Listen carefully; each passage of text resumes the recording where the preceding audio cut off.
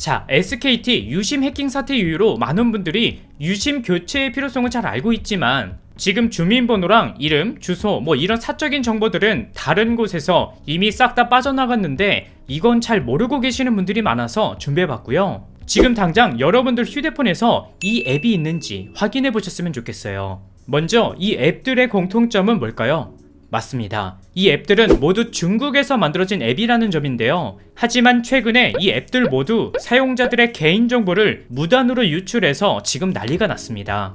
특히 테무 앱 설치한 분들 많을 거예요. 테무의 경우는 제품을 굉장히 싸게 살 수 있다는 가성비 때문에 하루 평균 300만 명이 이용하고 있었다고 합니다. 하지만 중국과 싱가포르 등 해외 국가에게 한국 이용자 정보를 무단으로 넘겨서 지금 과징금 처벌을 받게 됐는데 수백만 명의 개인정보를 넘긴 처벌이 고작 13억이라 더욱 논란이 되고 있고요. 근데 더 큰 문제는 우리나라 사람들의 신분증, 주민번호와 얼굴 영상도 무단으로 수집했다고 합니다. 우리나라 법상에서는 주민등록번호 처리를 굉장히 제한하고 있는데 이거에 대한 법령 근거가 적법한 근거가 없이 주민번호를 처리한 부분에 대해서 위반을 본 것. 그래서 지금 이거 내 개인정보 팔아서 물건 싸게 샀던 거구나, 또는 조금 싸게 사보려다가 개인정보 다 틀렸다 등의 이야기들이 많이 나오고 있어요. 게다가 알리도 최근에 중국 업체들에게 한국 고객들의 계좌번호, 카드번호 등 개인정보를 무단으로 넘겨서 처벌받았고요. 역시 틱톡도 작년에 한국인들의 개인정보를 무단으로 빼내갔다는 점이 밝혀져서 과징금을 부과받았는데, 문제는 그 이후에 새로 추가된 개인정보 처리 방침에서 이용자가 올린 사진과 댓글, 동영상 등 일부 이미지와 오디오, 그리고 얼굴 영상에 대한 정보를 수집할 수 있다라고 명시하면서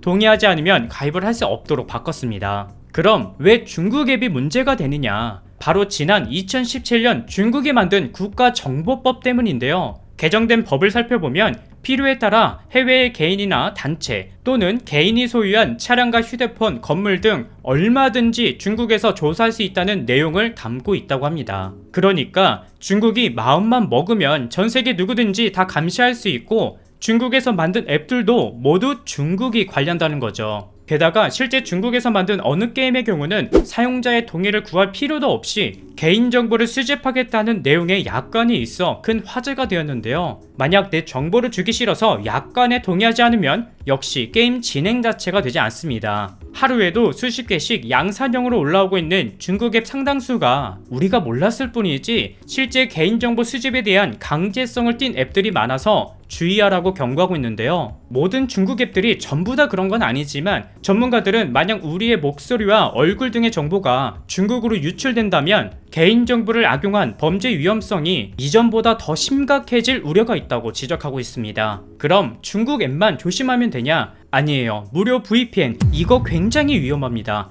먼저 VPN 앱이 뭐냐면 쉽게 말해서 한국에서는 보안상 문제라든지 등등 여러 이유로 접속할 수 없게 차단해둔 외국 사이트들이 굉장히 많아요. 근데 이때 VPN을 실행하면 내 국적이 감춰지기 때문에 접속할 수 없던 사이트를 들어갈 수 있게 도움을 주는 앱이라고 생각하시면 돼요. 근데 문제는 많은 사람들이 믿고 사용했던 무료 VPN 대부분이 내 아이디와 비밀번호, 이름, 주소 등을 팔아 넘기고 있어 논란이 되고 있습니다. 실제 283개 무료 VPN 75%가 개인정보를 거래하면서 정보를 팔아 넘기고 있었다고 합니다. 그렇다고 유료 VPN도 100% 안전하지는 않지만 개인정보 기록을 저장하지 않는 경우가 많기 때문에 무엇보다 약관을 잘 확인하고 사용하시는 게 안전하니까 참고해주세요. 그리고 제일 중요한 건 바로 이건데요. 보통 여러분들이 앱을 처음 설치할 때 이런 문구가 나오죠. 하지만 문제는 앱 본연의 기능과 전혀 무관한 정보를 요구하는 경우가 너무 많은데요.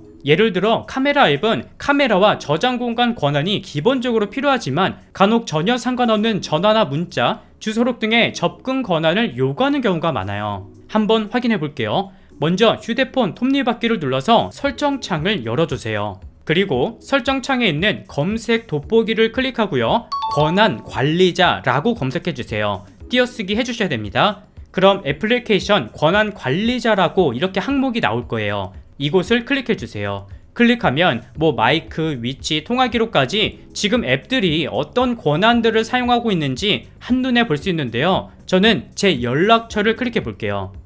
보니까 지금 굉장히 많은 앱들이 주소록 권한을 사용하고 있는 모습을 볼 수 있는데, 저는 지금 이미 다 처리를 해놔서 정리가 되어 있지만, 예를 들어 틱톡을 한번 눌러보면요, 이렇게 연락처 액세스 권한을 허용이냐 허용 안 하냐 설정할 수가 있어요. 그 아래 여기 모두 보기를 누르잖아요. 그러면 사진 및 동영상부터 마이크, 연락처, 위치, 근처 기기 등등 생각보다 많은 개인정보를 요구하고 있어요. 그래서 저는 좀 과하다 싶은 거는 이렇게 허용 안 함으로 바꿔놔서 사용하고 있는데, 이렇게 해도 앱을 이용할 때 전혀 문제 없으니까 주소록 뿐만 아니라 다른 앱 권한에서도 어떤 앱들이 내 개인정보를 수집하고 있었는지 꼭 확인해 보시고요. 중국 앱들이 생각보다 위험하다는 사실도 알고 사용하라는 의미로 영상을 준비했으니까 내 개인정보를 위해서 모두 잘 참고하셨으면 좋겠습니다.